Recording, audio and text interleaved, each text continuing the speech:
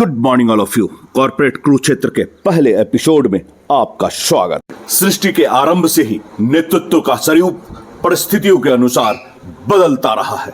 एक सफल नेता केवल आदेश देने वाला व्यक्ति नहीं होता, बल्कि परिस्थितियों को समझकर स्वयं को उनके अनुरूप ढालने वाला रणनीतिकार होता है। सनातन परंपरा में यदि नेतृत्व और प्रबंधन के सर्वोत्तम उदाहरण के रूप में अगर आप देखेंगे तो भगवान राम और भगवान कृष्ण के जैसा सर्वोत्तम उदाहरण आपको देखने को नहीं मिला। दोनों ने ही युद्ध को जीता और असंभव प्रतीत होने वाली चुनौतियों का सामना किया। दोनों ने अपनी अपनी टीम को विजय दिलाई, लेकिन उनकी नेतृत्व शैली बिल्कुल अलग थी। यही अंतर आज कॉर्पोरेट कुरुक्षेत्र आपको सिखाने का प्रयास। जब भगवान राम ने युद्ध का संकल्प लिया, उस समय उनके पास कोई विशाल सेना नहीं थी। उनके साथ कोई भी प्रशिक्षित योद्धा नहीं थे। युद्ध कला से निपुण विशेषज्ञ नहीं थे। उनकी सेना बानर, भालू और वनवासी थे। अधिकांश के पास औपचारिक शिक्षा भी नहीं थी। लेकिन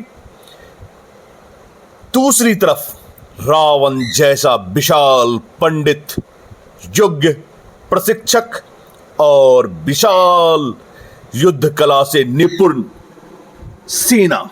लेकिन परिणाम आपको भी मालूम है। जब ऐसी परिस्थिति हो तो भगवान राम ने स्वयं को नेतृत्व के अग्रिम पंक्ति में लाया।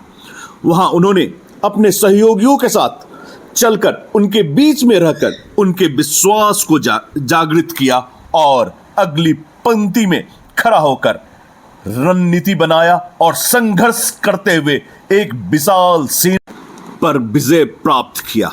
राम हमें सिखाते हैं, जब टीम अनुभवहीन, सीमित ज्ञान लेकिन उत्साह और क्षमता मौजूद हो, तब नेता बनकर खुद मैदान में उतरे और उसे केवल दिशा ही नहीं दे, बल्कि स्वयं उदाहरण बनकर उनके सामने प्रस्तुत हो। दूसरा जो सबसे बेहतरीन उदाहरण है भगवान कृष्ण का नेतृत्व। यहां पर स्थिति बिल्कुल विपरीत थी। पांडवों की सेना में अर्जुन जैसा धनुर्धर, भीम जैसा महाबली, युधिष्ठिर जैसा धर्मज्ञ और अनेकों महान योद्धा उपस्थित थे। समस्या क्षमता की नहीं थी, समस्या सही दिशा निर्देश की। ऐसी स्थिति में भगवान कृष्ण ने शस्त्र नहीं उठाया। उन्होंने युद्ध भूमि में उतरकर स्वयं युद्ध नहीं किया। उन्होंने अपनी रणनीति बनाई, मार्गदर्शन दिया, निर्णय को प्रभावित करने के लिए पूरी युद्ध प्रणाली का संचालन किया। उन्होंने अर्जुन को गीता का ज्ञान दिया, भीम को सही समय पर सही निर्देश दिया, प्रेरणा दी और पांडवों की संपूर्ण शक्ति एक लक्ष्य की ओर केंद्रित किया। परिणाम स्वरूप द्रोणाचार्य, कर्ण, भीम, भीष्म पितामह, कौरव जैसे विशाल सेना एक एक कर पराजित होती चली गई। कृष्ण हमें सिखाते हैं, युद्ध टीम सक्षम, बुद्धिमान, अनुभवी हो, तब नेता का कार्य युद्ध में लड़ना नहीं, बल्कि युद्ध का संचालन। कॉर्पोरेट कुरुक्षेत्र यही बताने का सफल प्रयास करता है। आज हर संगठन एक कुरुक्षेत्र है।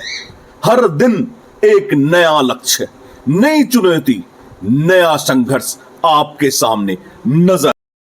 नेतृत्व का सनातन सूत्र। एक श्रेष्ठ नेता की पहचान इस बात पर निर्भर नहीं करती कि वह कार्यों का संपादन कितना करता है, बल्कि इस बात पर स्पष्ट होता है कि वह परिस्थिति के अनुसार अपने कार्यों में किस तरह का नेतृत्व क्षमता पैदा करता है। भगवान राम या कृष्ण।